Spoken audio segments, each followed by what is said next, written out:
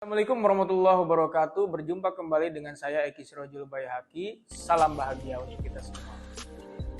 Pada kali ini kita akan mengomentari salah satu peristiwa yang cukup juga menarik menjadi perhatian publik, di mana ada salah satu warga negara yang kemudian menggugat Presiden Republik Indonesia Bapak Joko Widodo karena diduga beliau ketika masa pencalonan menjadi presiden itu menggunakan ijazah yang diduga palsu.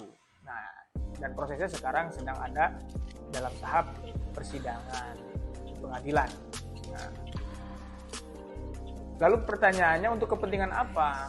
Apakah itu untuk misalnya kepastian hukum? Oke. Lalu untuk apa? Apakah ada muatan politis di balik itu semua? Itu kita juga tidak tahu. Tapi pada kesempatan kali ini menarik untuk dilihat dalam kacamata hukum. Apakah seorang presiden juga bisa kemudian dihukum gitu ya oleh peraturan perundang-undangan yang berlaku? Gitu. Nah, kalau kita melihat gugatan yang diajukan itu, setidaknya ada beberapa tuntutan gitu ya di dalam petitum gugatan itu, yaitu memohon si penggugat itu menyatakan bahwa ijazah dari mulai SD, SMP sampai SMA Jokowi itu atas nama Joko Widodo Presiden Republik Indonesia itu adalah dinyatakan palsu gitu ya. Gitu. Sehingga ini berimplikasi dalam proses pencalonan beliau, sehingga ada beberapa pihak yang ditarik menjadi pihak turut tergugat, antara lain adalah Komisi Pemilihan Umum. Terlepas dari itu semua, lalu apa pentingnya kita menggugat Presiden Joko Widodo? Apakah ini juga hanya dalam konteks berimplikasi terhadap keperdataan, secara keperdataan, atau juga ada akan ditarik juga pada ranah pidana seandainya. Dalam negara hukum, termasuk di Indonesia, memang tidak ada yang kebal hukum, ya. Semua juga sama di hadapan hukum, termasuk juga presiden. Presiden pada kondisi tertentu itu bisa diberhentikan kalau melanggar larangan sebagaimana yang termaktub di dalam konstitusi. Ya, di dalam pasal 7A itu. Presiden bisa diberhentikan misalnya karena dia sudah melakukan pengkhianatan terhadap negara, dia melakukan tindakan pidana korupsi, kemudian dia melakukan tindakan pidana berat lainnya gitu ya, dan lain-lain. Nah, itu sudah diatur sedemikian rupa. Nah, kalau seandainya misalnya benar tuduhan atau sangkaan dari pihak yang menyatakan bahwa ijazah Presiden Jokowi itu adalah palsu, apakah lantas kemudian Presiden harus dipidana?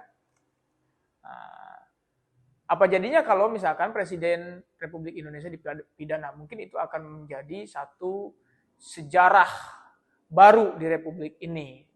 Dan tidak hanya mungkin menjadi perbincangan di Republik Indonesia, tetapi juga mungkin di negara-negara di dunia ini akan merasa menjadi surprise gitu, kaget gitu ya, apakah itu misalnya ya ada yang mencemooh atau apa dan lain-lain. Tetapi perlu diingat sahabat SB sekalian bahwa memang kewenangan penuntutan pidana itu ada di kejaksaan gitu ya. Tetapi perlu diingat bahwa di dalam hukum pidana itu ada yang dikenal dengan asas oportunitas. Jadi asas oportunitas ini mengatakan bahwa demi kepentingan hukum, kepentingan umum, kepentingan negara, jaksa boleh untuk tidak menuntut seseorang. Nah, dan ini juga pernah dilakukan, ada best practice yang sudah dilakukan pada kasus-kasus sebelumnya. Jadi nanti akan dipertimbangkan apakah seandainya pun ijazah itu misalkan palsu,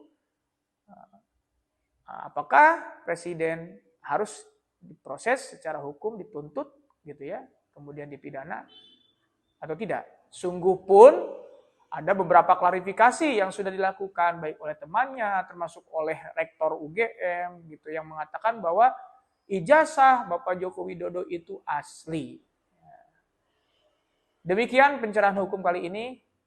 Salam bahagia untuk kita semua. Wassalamualaikum warahmatullahi wabarakatuh.